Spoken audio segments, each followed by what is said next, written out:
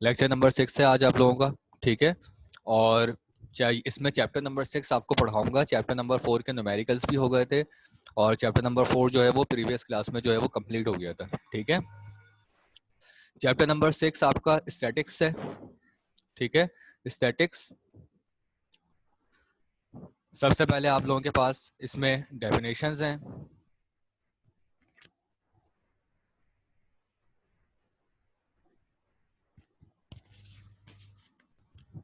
Static deals with the bodies at rest under number of forces, the equilibrium with the condition of equilibrium, ठीक है। देखिए static कहते हैं, देखिए static का वैसे भी जो इंग्लिश में वर्ड होता है उसका मतलब है कोई चीज रुकी हुई, ठीक है। कोई चीज रुकी हुई है, कांस्टेंट है, ठीक है, अपनी जगह पर स्टॉप हुई हुई है। तो static deals with the bodies at rest under under number of forces, यानी कि जो है कोई भी बॉडी मुख्तलिफ फोर्सेस के इन्फ्लुएंस की वजह से अगर रुकी हुई हो, ठीक है, ऑपोजिट फोर्सेस की वजह से, तो उसको हम कहते हैं स्टैटिक, ठीक है। और उस पर जो है वो कंडीशंस ऑफ इक्विलिब्रियम अप्लाई हो रही हूँ, ठीक है। कंडीशंस ऑफ इक्विलिब्रियम, देखें सबसे पहली बात कि इक्विलिब्रियम क्या होता है, क्योंकि यहाँ पर जो वर्ड इक्विलिब्रियम यूज हो रहा है ज्यादा डिटेल में तो जो है वो इसके जब टॉपिक आएगा तब जो है इसकी डिटेल आएगी। बट इक्विलिब्रियम का जो बेसिक मतलब होता है, इक्विलिब्रियम का मतलब है कि किसी भी बॉडी पर फोर्सेस का इस तरीके से अप्लाई होना कि या तो वो रुकी ऑब्जेक्ट रुका रहे, या फिर जो है वो कांस्टेंट वेलोसिटी से मूव करे, तो उसको हम कहते हैं इक्विलिब्रियम, ठीक है। तो स्टैटिक में ऑब्जेक्ट सिर्फ रुका हुआ होता है, वो मूव नहीं करता कांस्टेंट वेलोसिटी से। ऑब्जेक्ट रुका हुआ हो, रेस्टिंग पोजीशन में हो और उसके ऊपर इक्विलिब्रियम की कंडीशंस अप्लाई हो रही हो तो वो कहलाएगी स्टैटिक, ठीक है।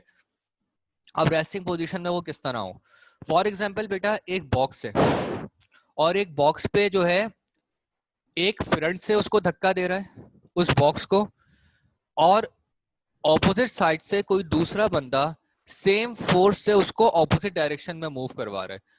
यानी कि ये अगर आपका यहाँ पर एक बॉक्स है, ठीक है, एक ऑब्जेक्ट यहाँ से उसको पुश कर रहा है और दूसरा ऑपोजिट साइड से पुश कर रहा है और दोनों की फोर्सेस सेम है, ठीक है। तो इन दैट केस होगा क्या कि ऑब्जेक्ट अपनी जगह पे रुका रहेगा, सही है, क्योंकि एक इस ऑब्जेक्ट एक तरफ से मूव कर रहा है और उसकी फोर्स सेम है, जबकि दूसरा जो है वो ऑपोजिट साइड से ऑपोजिट डायरेक्शन में उसको पुश कर रहा है और उसकी भी फोर्स पहले वाली की तरह है, सेम फोर्स से अप्लाई कर रहा है। तो उसको जो है उस वक्त ऑब्जेक्ट ना तो आगे की तरफ जाएगा ना पीछे की तरफ जाएगा, बल्कि वो अपनी जगह पर कांस्टेंट रुका रहेगा, तो उसको हम कहते हैं स्टैटिक। तो उसको हम जो है वो स्टैटिक कहते हैं और वो रेस्टिंग पोजीशन में ऑब्जेक्ट रहेगा। अब इसके बाद जो नेक्स्ट डेफिनेशन आती है वो आती है resultant force. The net effect of two और more forces is a single force, this is called resultant force. देखो रिजल्टिंग फोर्स कहते हैं एक ही ऑब्जेक्ट पर दो या दो से ज्यादा फोर्सेस लगें और उसका इम्पैक्ट क्या है कि वो सिंगल फोर्स में कन्वर्ट हो जाएं, तो उसको हम कहते हैं रिजल्टेंट फोर्स। एक ही ऑब्जेक्ट पर दो या दो से ज्यादा फोर्सेस लग रही हो और वो सिंगल फोर्स में कन्वर्ट हो जाएं तो उसको हम लोग रिजल्टेंट फोर्स कहते हैं। जैसे कि बेटा एक कार को धक्का देना, सही है, एक कार को अगर धक्का दे रहे हैं, फॉर एग्जांपल गाड़ी खराब हो गई है, उसको दो या दो से ज्यादा लोग धक्का दे रहे हैं, ठीक है, तो वो आगे की तरफ धक्के से चलना शुरू हो जाती है, ठीक है। अब होता क्या है उसमें कि उसको पुश करने की वजह से वो आगे की तरफ मूव करना शुरू हो जाएगी। अब उसमें होता क्या है कि कई फोर्सेस अप्लाई हो रही होती हैं, फॉर एग्जांपल तीन बंदे उसको धक्का दे रहे हैं गाड़ी को, तो तीन अलग अलग किस्म की फोर्सेस अप्लाई होंगी, ठीक है। लेकिन उन फोर्सेस का नेट इफेक्ट क्या होगा, टोटल इफेक्ट क्या होगा कि वो गाड़ी अल्टीमेटली आगे की तरफ मूव करना शुरू हो जाएगी। वो तीनों फोर्सेस कन्वर्ट होकर सिंगल फोर्स में कन्वर्ट हो जाएंगी, वो तीनों फोर्सेस सिंगल फोर्स में कन्वर्ट हो जाएंगी, तो उसको हम कहते हैं रिजल्टेंट फोर्स, ठीक है। उसको हम क्या कहेंगे, रिजल्टेंट फोर्स। यानी अलग अलग फोर्सेस लेकिन उनकी डायरेक्शन सेम हो और तमाम फोर्सेस एक सिंगल फोर्स में कन्वर्ट हो जाए तो उसको हम रिजल्टेंट फोर्स कहेंगे। Third one is moment arm. The perpendicular distance between the axis of rotation and the lines of action of force is called moment arm of the force, ठीक है। सबसे पहली बात तो ये टर्मिनोलॉजी एक्सिस ऑफ रोटेशन क्या होती है, ठीक है, ये एक्सिस ऑफ रोटेशन। देखिए बेटा, एक्सिस ऑफ रोटेशन कहते हैं कोई भी ऑब्जेक्ट जब मूव कर रहा है तो जिस चीज की वजह से वो मूव कर रहा है और जिस डायरेक्शन में वो मूव कर रहा है उसको हम कहेंगे एक्सिस ऑफ रोटेशन, ठीक है। जैसे कि जो है आ, अगर आप थ्रेड में सॉरी एक जो है थ्रेड को उंगली में लपेट के उसको जो है वो रोल करते हैं, मूव करवाते हैं, गोल गोल घुमाते हैं, ठीक है।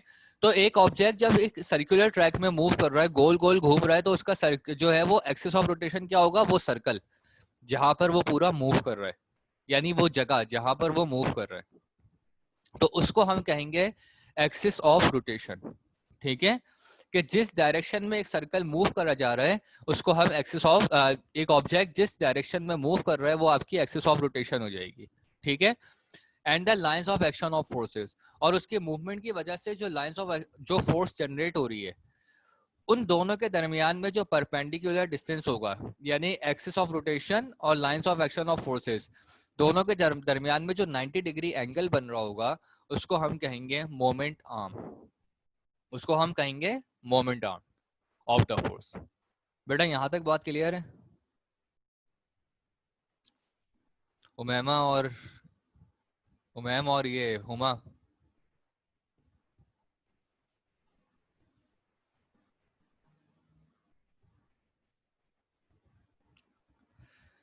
नेक्स्ट वन है आपका टॉर्क। अब टॉर्क है आपका, it is the turning effect of a force about an axis of rotation is called moment of force और टॉर्क। देखिए बेटा, किसी भी ऑब्जेक्ट में किसी भी फोर्स में जो टर्निंग इफेक्ट जनरेट होता है उसको हम टॉर्क कहते हैं, ठीक है। किसी भी ऑब्जेक्ट में जो टर्निंग इफेक्ट जनरेट हो रहा होता है उसको हम टॉर्क कहते हैं। यानी कोई भी ऐसी फोर्स लगाना जिसकी वजह से जो जिसमें कोई भी ऐसा ऑब्जेक्ट जिसको फोर्स लगाने के लिए टर्न करना पड़ रहा है, जिसमें यानी फोर्स लगाने के लिए हाथ को मूव करना पड़ रहा है, तो वो चीज आपकी टर्निंग इफेक्ट कहलाती है और वो चीज आपकी टॉर्क कहलाएगी। फॉर एग्जाम्पल, दरवाजे का हैंडल, दरवाजे की नॉब को जब हम घुमाते हैं तो क्या करते हैं, टर्न करते हैं। एंटी क्लॉकवाइज टर्न करेंगे तो दरवाजा खुल जाएगा, क्लॉकवाइज टर्न करते हैं तो दरवाजा लॉक हो जाता है, ठीक है। तो दरवाजा खोलने के लिए जब आप एंटी क्लॉकवाइज उसको मूव करवाते हैं तो वो बेसिकली क्या कहलाता है, टर्निंग इफेक्ट, और वो चीज कहलाती है आपकी टॉर्क, ठीक है। Factors on which torque depends, सबसे पहली बात the magnitude of the applied force, कि जो फोर्स अप्लाई हो रही है उसकी वैल्यू क्या है, उसका मैग्नीट्यूड क्या है, सही है। और the perpendicular distance between the axis of rotation and the point of applied force, और दोनों के दरमियान में परपेंडिकुलर डिस्टेंस कितना है एक्सिस ऑफ रोटेशन में और पॉइंट ऑफ अप्लाइड फोर्स में, ठीक है। एक्सिस ऑफ रोटेशन यानी तो जो जिस टर्निंग इफेक्ट पर वो ऑब्जेक्ट मूव कर रहा है उसका एक्सिस ऑफ रोटेशन क्या है, क्लॉकवाइज है कि एंटी क्लॉकवाइज है, और point of application of force, और फोर्स अप्लाई कहां से हो रही है, ठीक है। देखें, बेसिकली एक्सिस ऑफ रोटेशन का पता होना बहुत जरूरी है, क्योंकि देखें टॉर्क के अंदर सारा डिपेंड ही जो है वो इसके ऊपर कर रहा होता है। क्योंकि अगर किसी दरवाजे को खोलने के लिए आप एंटी क्लॉकवाइज घुमाने के बजाय क्लॉकवाइज घुमाना शुरू कर दें तो दरवाजा कभी भी नहीं खुलेगा, क्योंकि आप उसको ऑपोजिट डायरेक्शन में हो रहा होगा, ठीक है। तो हैंडल को आप नीचे करने के बजाय उल्टा ऊपर करना शुरू कर दें तो दरवाजा कभी भी नहीं खुलेगा, क्योंकि आपकी डायरेक्शन जो होगी वो एंटी क्लॉकवाइज होनी चाहिए, जबकि आप डायरेक्शन लगा रहे होंगे क्लॉकवाइज में। तो आपने अपनी axis of rotation he change कर दी, तो एक्सिस ऑफ रोटेशन चेंज करने की वजह से टॉर्क उसके ऊपर अप्लाई नहीं होगा। Second, and the point of application of force, के फोर्स लग कहां से रही है। देखिए बेटा, अब इसका जो है वो बेसिक ताल्लुक ये होता है, या एग्जांपल इसकी मैं इस तरह समझा सकता हूँ कि एक नट है, आपको एक नट को टाइट करना है, तो नट को जो है हम टाइट करने के लिए नट में और अपने हाथ में एक डिस्टेंस रखते हैं, सही है, यानी स्क्रू ड्राइवर की मदद से आप उसको किसी नट को टाइट करेंगे तो स्क्रू ड्राइवर और हाथ जो है नट और आपके हाथ में एक जो है अप्रोप्रिएट जो है वो डिस्टेंस होता है। स्क्रू ड्राइवर को आप उसके ऊपर फिक्स करते हैं और फिर उसके बाद जो है वो उसको घुमाते हैं तो नट इजीली टाइट हो जाता है। ठीक है, अब अगर आप अपना डिस्टेंस खत्म कर दें, यानी फॉर एग्जांपल किसी नट को हाथ के नाखून से उंगली को नट में फंसाकर और उसको फिर घुमाने की कोशिश करें तो नट टाइट नहीं होगा। सही है, आपको फोर्स भी ज्यादा लगानी पड़ेगी और नट जो है वो प्रॉपर तरीके से टाइट भी नहीं होगा। क्यों? क्योंकि उस नट में और आपकी फिंगर के दरमियान में डिस्टेंस खत्म हो जाएगा। Point of application of force का जो फासला होगा वो बहुत ज्यादा कम हो जाएगा। सही है, तो point of application of force यानी फोर्स कहां से लगानी है टॉर्क के अंदर, ये बहुत ज्यादा मैटर करता है। ठीक है, कि डिस्टेंस कितना होना चाहिए। अगर डिस्टेंस बहुत ज्यादा होगा तब भी प्रॉपर तरीके से फोर्स नहीं लगेगी, और अगर आप ऑब्जेक्ट के बिल्कुल कांटेक्ट में हैं और फिर उसको घुमाने की कोशिश कर रहे हैं तब भी आपकी फोर्स ज्यादा नहीं लगेगी और ऑब्जेक्ट प्रॉपर तरीके से टॉर्क प्रोड्यूस नहीं करेगा। ठीक है, इसकी रिप्रेजेंटेशन टॉर्क का फॉर्मूला होता है force multiply by moment arm और T is equal to F multiply by D। F stands for force and moment arm को हम D से रिप्रेजेंट करते हैं। और बेटा ये टॉर्क को जो है वो इस सिंपल से रिप्रेजेंट करते हैं, यहाँ पर मैं चेंजेस करना भूल गया था।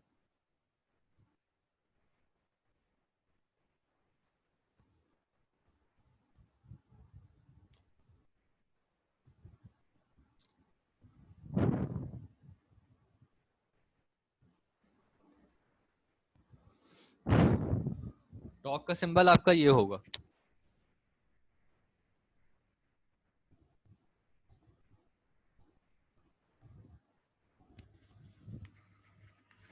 ठीक है, ये आपका टॉर्क का सिंबल है is equal to F multiply by D।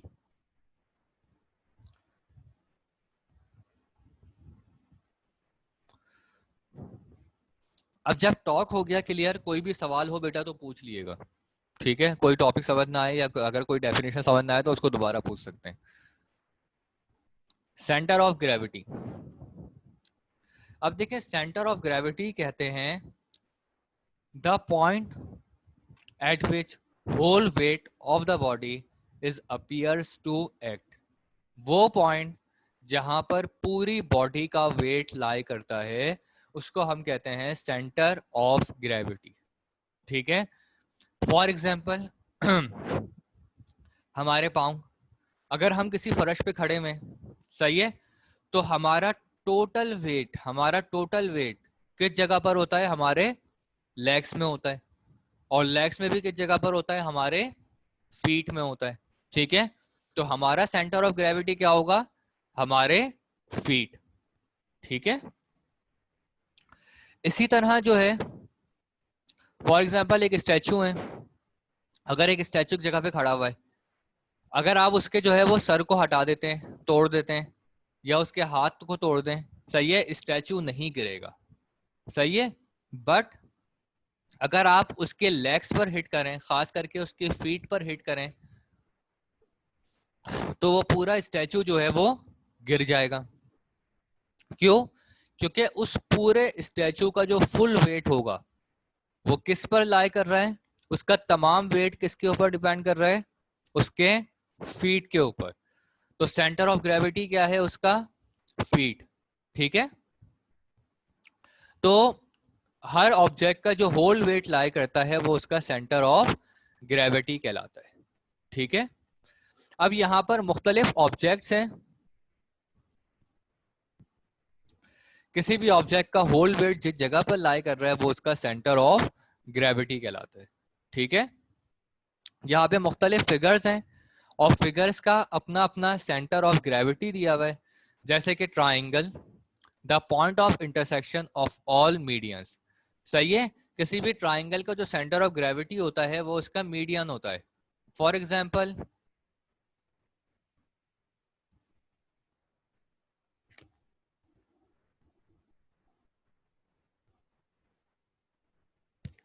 ये आपका ट्राइंगल है, इस ट्राइंगल का मीडियन क्या होगा? Point of intersection of all median. यानी कि देखें मीडियन किसको कहते हैं? ये मिड पॉइंट, ये सेंटर पॉइंट, ठीक है। अब इस ट्राइंगल के 3 एजेस हैं, ए, बी और सी। अगर हम ए से एक लाइन ड्रॉ करें उसके सेंटर पॉइंट तक, बी से एक लाइन ड्रॉ करें उसके सेंटर पॉइंट तक, और सी से एक लाइन ड्रॉ करें उसके सेंटर पॉइंट तक, ठीक है। और इन तीनों पॉइंट्स को आप आपस में इस मिड पॉइंट पर लाकर कंबाइन कर दें। यानी कि अगर आपने ए से एक पॉइंट ड्रॉ किया यहां तक, बी से एक पॉइंट ड्रॉ किया यहां तक, और सी से एक पॉइंट ड्रॉ किया आपने ये, तो ये जो मिड वाला हिस्सा होगा ये वो पॉइंट होगा आपका जहां पर इसकी तमाम ऑब्जेक्ट का तीनों पॉइंट्स, यानी कि तीनों लाइंस जो इसके एल्टीट्यूड से आ रही हैं वो मीट कर जाएंगी। सही है, जहां उसके तीनों पॉइंट्स आपस में एक दूसरे से मीट कर जाएंगे, तो वो जो मीटिंग पॉइंट होगा इनका, जो पॉइंट ऑफ इंटरसेक्शन होगा जहां पर ये तीनों पॉइंट्स मीट कर गए, वो कहलाएगा आपका सेंटर ऑफ ग्रेविटी। वो उस ट्रायंगल का सेंटर ऑफ ग्रेविटी होगा, ठीक है। अब हम बात करें अगर सर्कल की,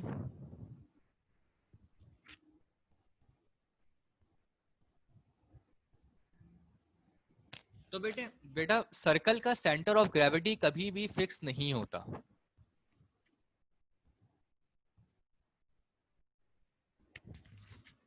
सर्कल का सेंटर ऑफ ग्रेविटी कभी भी फिक्स नहीं होता, क्योंकि सर्कल एक आपका 360 डिग्री पर रोलिंग ऑब्जेक्ट है, ठीक है, राउंड ऑब्जेक्ट है। तो आप सर्कल को जिस तरफ भी रोल कर लें, यानी अगर यहां से यहां मूव करवा दें तो सेंटर ऑफ ग्रेविटी ये पॉइंट हो जाएगा। इस वक्त सेंटर ऑफ ग्रेविटी क्या है? ये वाला पॉइंट जहां पर सर्कल का वेट है, ठीक है, ये वाला पॉइंट।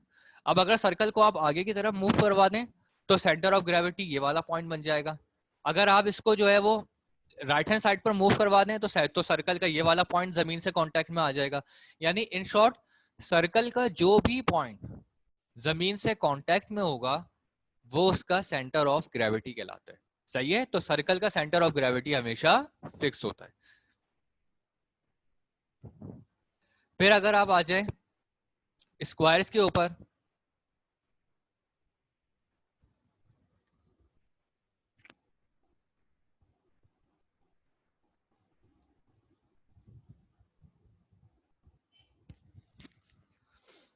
ये स्क्वायर है, तो point of intersection of diagonal, देखें स्क्वायर का सेंटर ऑफ ग्रेविटी उसके point of intersection of diagonals होते हैं, ठीक है। यानी कि आप लोगों के पास ये इसके डायगोनल्स कहलाएंगे। देखें इस स्क्वायर के फॉर एग्जांपल 4 पॉइंट्स हैं, ए, बी, सी और डी। और डायगोनल्स क्या होते हैं? एक पॉइंट से ऑपोजिट पॉइंट तक के दरमियान में अगर हम एक लाइन ड्रॉ करें तो वो उसका डायगोनल कहलाता है, ठीक है। ए से सी तक और बी से डी तक जो लाइन जा रही है क्रॉस में, जो कि इस स्क्वायर को हाफ में डिवाइड कर दे, तो वो उसका डायगोनल कहलाएगा। तो अगर हम यहां से एक लाइन ड्रॉ करें यहां तक, और फिर यहां से एक लाइन ड्रॉ करें यहां तक, तो ये जो पॉइंट ऑफ इंटरसेक्शन यानी मिड पॉइंट होगा जहां पर दोनों लाइंस आपस में एक दूसरे से मीट करेंगी, वो आपका सेंटर ऑफ ग्रेविटी होगा स्क्वायर का भी, ठीक है। वो आपका सेंटर ऑफ ग्रेविटी होगा स्क्वायर का भी और पैरेललोग्राम का भी, ठीक है। पैरेललोग्राम हो या स्क्वायर हो, दोनों का सेंटर ऑफ ग्रेविटी जो होता है वो सेम होता है। इसी तरह रेक्टेंगल का सेंटर ऑफ ग्रेविटी भी जो है वो सेम होगा, यानी उनके डायगोनल्स। तो पैरेललोग्राम, स्क्वायर, रेक्टेंगल, उनका सेंटर ऑफ ग्रेविटी जो होगा वो उनके डायगोनल्स होते हैं। और अगर हम स्फीयर की बात कर रहे हैं तो स्फीयर होता है एक राउंड ऑब्जेक्ट, ठीक है। स्फीयर क्या है आपका? एक राउंड ऑब्जेक्ट है, सर्कुलर ऑब्जेक्ट है। तो स्फीयर जो सर्कल के ऊपर लॉ लगता है, रूल लगता है, वही स्फीयर के ऊपर भी लगता है कि जो भी इसका हिस्सा जमीन से कांटेक्ट में होगा वो ही उसका सेंटर ऑफ ग्रेविटी होगा। क्लियर है बात?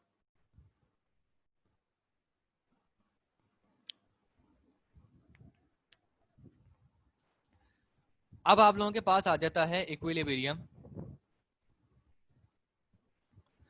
Equilibrium, a body will be in equilibrium. जब यहां तक आपके ये तीनों टॉपिक कवर हो गए तो अब आपके पास नेक्स्ट टॉपिक है equilibrium. A body will be in equilibrium if the forces acting on it must be cancel effect of each other. सही है। कोई भी बॉडी इक्विलिब्रियम में उस वक्त कहलाती है जब उसमें जितने भी फोर्सेस अप्लाई हो रही हैं वो एक दूसरे के इफेक्ट को कैंसिल कर दें, या इन शॉर्ट वो फोर्सेस ऑपोजिट डायरेक्शन से हों और उनकी वैल्यू सेम हो। सही है, उनका मैग्नीट्यूड उन फोर्सेस का सेम हो तो वो फोर्सेस, वो कंडीशन जो कहलाती है वो आपकी इक्विलिब्रियम स्टेट कहलाती है। ठीक है, इसकी एग्जांपल मैंने शुरू में दी थी आप लोगों को और अब फिर दोबारा एक्सप्लेन कर रहा हूँ ठीक तरीके से डिटेल में कि फॉर एग्जांपल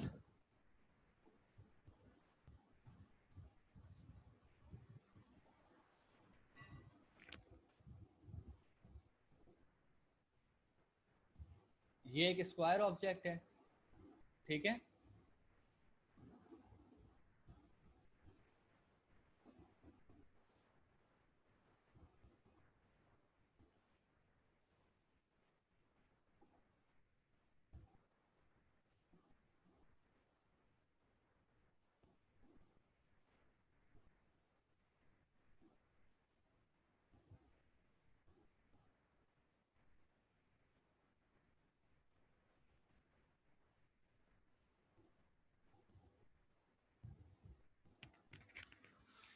अब फॉर एग्जांपल आपका ये एक स्क्वायर ऑब्जेक्ट है।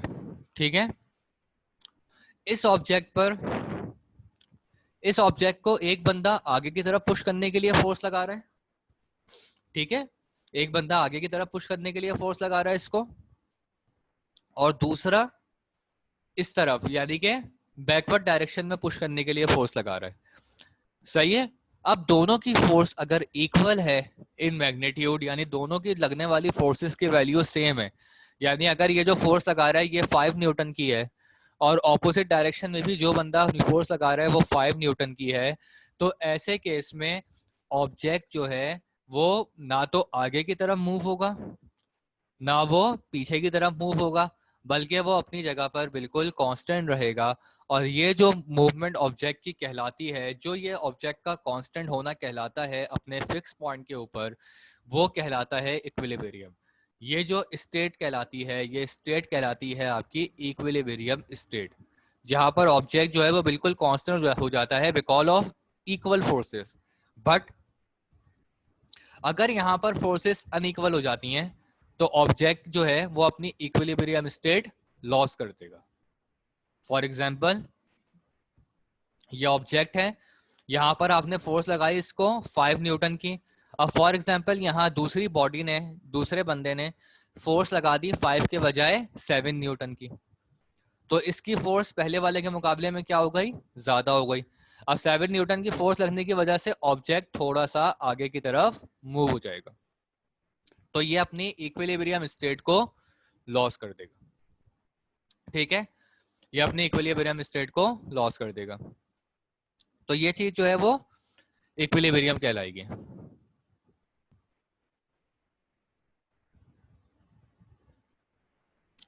अब इक्विलिब्रियम में दो कंडीशंस होती हैं, एक है आपका स्टैटिक इक्विलिब्रियम और दूसरी है आपकी डायनामिक इक्विलिब्रियम।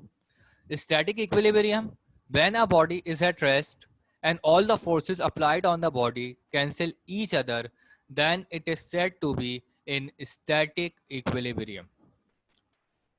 अगर कोई बॉडी रेस्टिंग पोजीशन में है और उन पर लगने वाली तमाम फोर्सेस अपने इफेक्ट को कैंसिल कर दें, सही है, when a body is at rest and all the forces applied on the body cancel each other, कि उसमें लगने वाली तमाम फोर्सेस एक दूसरे को जो है वो कैंसिल कर दें, तो बॉडी कहलाएगी स्टैटिक इक्विलिब्रियम।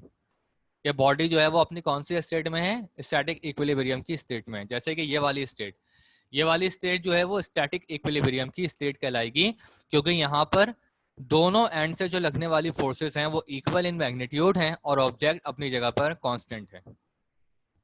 अब dynamic equilibrium, when a body is moving with uniform velocity and forces applied on the body cancel each other, then it is said to be in dynamic equilibrium.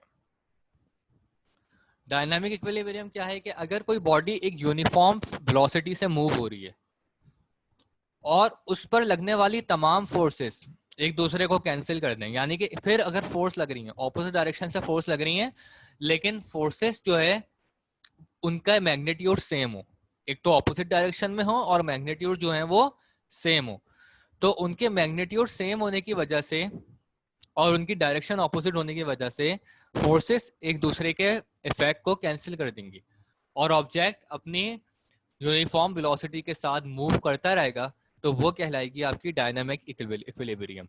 For example, एक object move कर रहा है और उस पर एक force लगी 10 Newton की, ऑपोजिट डायरेक्शन से दो अलग अलग फोर्सेस लगी, एक लगी आपकी 4 न्यूटन की और दूसरी लगी 6 न्यूटन की। अब आपकी कितनी फोर्सेस हो गई? तीन फोर्सेस हो गई, F1, F2, F3। F1 था 10 न्यूटन और F2 और F3 एक था आपका 4 न्यूटन, एक थी आपकी 6 न्यूटन, लेकिन ऑपोजिट डायरेक्शन में।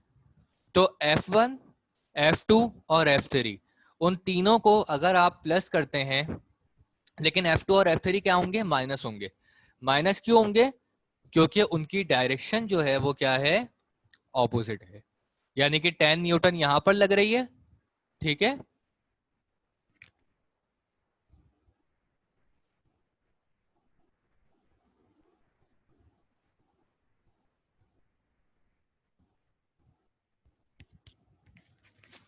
यानी ये तो लग रही है आपकी 10 न्यूटन जो कि पॉजिटिव फोर्स है, F1 है। अब ये आपकी F2 और F3 है, लेकिन इनकी मैग्नीट्यूड कम है, एक है आपका 4, एक है आपका 6। तो अगर आप तीनों फोर्सेस को आपस में ऐड और सब्ट्रैक्ट करते हैं, इनको सब्ट्रैक्ट इसलिए करेंगे क्योंकि इनकी डायरेक्शन ऑपोजिट है, तो क्या होगा? 10 माइनस 4 माइनस 6, तो 10 माइनस 4 माइनस 6 क्या हो जाएगा? 0, ठीक है, क्योंकि नेट फोर्स क्या हो जाएगी? 0, क्योंकि उनकी डायरेक्शन डिफरेंट है। मैग्नीट्यूड बेशक दोनों का इनके अलग हुए हुए थे, लेकिन आपस में टोटल करने के बाद उनका जो सम आया वो क्या आया? 0 के बराबर, ठीक है। तो वो चीज आपकी कहलाएगी डायनामिक इक्विलिब्रियम, कि जो इनका टोटल सम आया वो टोटल सम किसके बराबर आया? नेट सम जो आया वो इसका 0 के बराबर आया। तो जो टोटल फोर्स अप्लाई होगी वो 0 होगी और ऑब्जेक्ट अपने यूनिफॉर्म वेलोसिटी से मूव करती रहेगी, क्योंकि जैसा कि जो है वो Newton first law of motion में भी बताया था कि किसी भी ऑब्जेक्ट को चलाने के लिए तो जो है वो आपको फोर्स की जरूरत पड़ती है, लेकिन अगर किसी ऑब्जेक्ट को रोकना हो तो रोकने के लिए भी आपको फोर्स की जरूरत पड़ती है।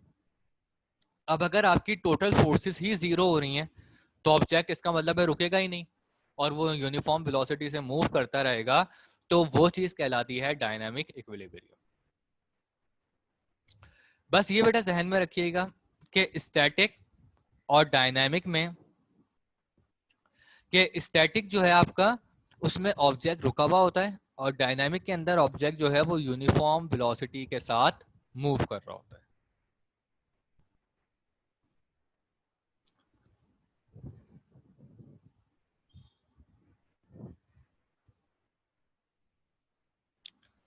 अब यही चीज आपकी एग्जाम में इक्विलिब्रियम के 3 तरह के सवाल आते हैं। एक तो इक्विलिब्रियम की डेफिनेशन और साथ में जो है वो स्टैटिक और डायनामिक इक्विलिब्रियम उसकी डेफिनेशन के साथ। दूसरा आपका कंडीशंस ऑफ इक्विलिब्रियम, कि इक्विलिब्रियम की कंडीशंस कौन कौन सी होती हैं। फर्स्ट कंडीशन ऑफ इक्विलिब्रियम,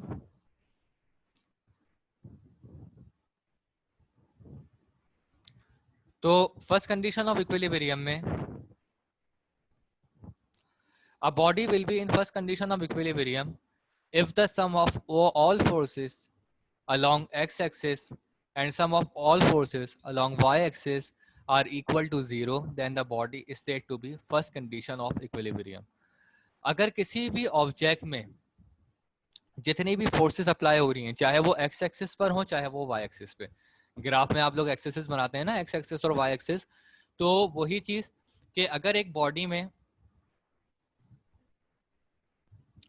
जितनी भी फोर्सेस एक्ट हो रही हैं, चाहे वो एक्स एक्सिस के अलोंग हो चाहे वो वाई एक्सिस से अलोंग हो, अगर उनका सम, तमाम ऐड होने वाली फोर्सेस का सम आपस में जीरो होता है तो वो फर्स्ट कंडीशन ऑफ इक्विलिब्रियम को सेटिस्फाई करेगा। ठीक है, बस उनका जो टोटल सम है वो अलोंग एक्स एक्सिस और वाई एक्सिस जीरो होना चाहिए, जैसा कि आपको इसमें बताया था कि पहले वाली इस डायग्राम में कि जितनी भी फोर्सेस अप्लाई होंगी वो प्लस होने के बाद जीरो हो जाएंगी, क्योंकि वो ऑपोजिट डायरेक्शन में जो फोर्स अप्लाई हो रही होंगी वो आपकी नेगेटिव साइन के साथ होंगी, और जब उनको आप पॉजिटिव फोर्स के साथ कंबाइन करेंगे तो वो टोटल फोर्स जो आएगी, वो नेट सम जो होगा फोर्स का, वो आपका जीरो होगा। तो वो कंडीशन जो कहलाती है वो फर्स्ट कंडीशन ऑफ इक्विलिब्रियम को सेटिस्फाई करती है। तो ये आपकी फोर्सेस हैं F1, F2, F3 so on, यानी जितने भी फोर्सेस आप लगाएं, बेशक जितनी भी लगाएं, बट उनका जो आपस में सम होगा, वो नेट सम जो होगा वो उन फोर्सेस का जीरो के बराबर होगा। तो इसको हम यहाँ पर ये समीशन के साइन को रिप्रेजेंट कर रहा है। समीशन का मतलब है टोटल प्लस, तो ये summation F X is equal to zero और summation F Y is equal to zero. तो ये आपका फर्स्ट कंडीशन ऑफ इक्विलिब्रियम है। अब है आपका second condition of equilibrium. A body will be in second condition of equilibrium if the sum of clockwise moment torque must be equal to the sum of anti-clockwise moment, then the body is said to be in second condition of equilibrium. कि कोई भी body second condition of equilibrium उस वक्त satisfy करती है जब उसमें जितने भी टॉर्क अप्लाई हो रहे हैं, यानी जितने भी टर्निंग इफेक्ट आप लोग अप्लाई कर रहे हो उसके ऊपर, उनका नेट सम जो होगा वो जीरो के बराबर होगा। बेटा इसकी एग्जांपल हम इस तरह कह सकते हैं कि आप रूम में हो और रूम का दरवाजा बंद है। अब आपको जब रूम से बाहर जाना है तो आप उसके हैंडल को घुमाओगे, ठीक है, उस हैंडल को एंटी क्लॉकवाइज घुमाओगे, सही है, उसके दरवाजे को खोलने के लिए। अब एट द सेम टाइम कोई ऑपोजिट डायरेक्शन से, यानी कि दरवाजा क्रॉस करके, सही है, दरवाजे के बाहर से हैंडल को ऑपोजिट डायरेक्शन में घुमाना शुरू कर दे, यानी आप जिस डायरेक्शन में हैंडल को घुमा रहे हो वो उसके ऑपोजिट डायरेक्शन में हैंडल को घुमाना शुरू कर दे, तो क्या होगा, आप दोनों की फोर्सेस इक्वल हो जाएंगी। सही है, आप फॉर एग्जांपल 5 न्यूटन की फोर्स से उसको घुमा रहे हो दरवाजा खोलने के लिए, और दूसरा भी उसको घुमाना शुरू कर दे लेकिन ऑपोजिट डायरेक्शन में, आप क्लॉकवाइज घुमा रहे हो वो एंटी क्लॉकवाइज घुमाना शुरू कर दे, और उसकी भी फोर्स क्या हो, 5 न्यूटन हो। तो ऐसे केस में क्या हो जाएगा कि दरवाजे का हैंडल घूमेगा ही नहीं बल्कि वो अपनी जगह पर कांस्टेंट हो जाएगा, क्योंकि आपकी दोनों की फोर्सेस इक्वल इन मैग्नीट्यूड होंगी। तो वो जो है फोर्सेस इफेक्ट को कैंसिल कर देंगी, और इफेक्ट को कैंसिल करने की वजह से दरवाजा घूमने के बजाय अपनी जगह पर कांस्टेंट हो जाएगा। तो वो आपकी कहलाती है सेकंड कंडीशन ऑफ इक्विलिब्रियम, जहां पर आपकी बॉडी का total torque sum of clockwise moment equal हो जाए sum of anti clockwise moment के, तो बॉडी जो होगी वो आपकी सेकंड कंडीशन ऑफ इक्विलिब्रियम को सेटिस्फाई कर रही होगी। तो यहां पर हम इसको इस तरह लिख सकते हैं कि torque T1 plus T2 plus T3 so on to Tn is equal to 0, और summation Tn is equal to 0, यानी जो टोटल टॉर्क इसके ऊपर अप्लाई हो रहा है वो T1 T2 T3 से सो ऑन टू Tn तक वो 0 है, और जो इनका टोटल सम अप्लाई हो रहा है वो आपका वो भी 0 के बराबर होगा। तो ये फर्स्ट और सेकंड कंडीशन को सेटिस्फाई करता है, ये सेकंड कंडीशन को सेटिस्फाई कर रहा है, पहला वाला आपको फर्स्ट कंडीशन को सेटिस्फाई कर रहा है। तो बेटा इन शॉर्ट बात यह है कि किसी भी इक्विलिब्रियम स्टेट को अटेन करने के लिए उनकी फोर्सेस का इक्वल होना बहुत जरूरी है, नेट सम इक्वल होना बहुत जरूरी है। सही है, फोर्सेस अलग अलग भी लगे लेकिन जब हम उनको सम करें तो सम करने के बाद उनकी तमाम वैल्यूज का जीरो आना जरूरी है, तभी कोई भी चीज इक्विलिब्रियम कंडीशन को सेटिस्फाई करेगी। इसके अलावा वो इक्विलिब्रियम स्टेट को सेटिस्फाई नहीं कर सकती। ठीक है बेटा, तो यहाँ पर ये आपका टॉपिक एंड है। इसमें अगर बेटा कोई प्रॉब्लम हो तो मुझसे पूछ लें अभी।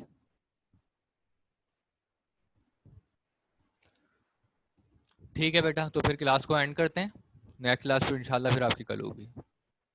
अल्लाह हाफिज।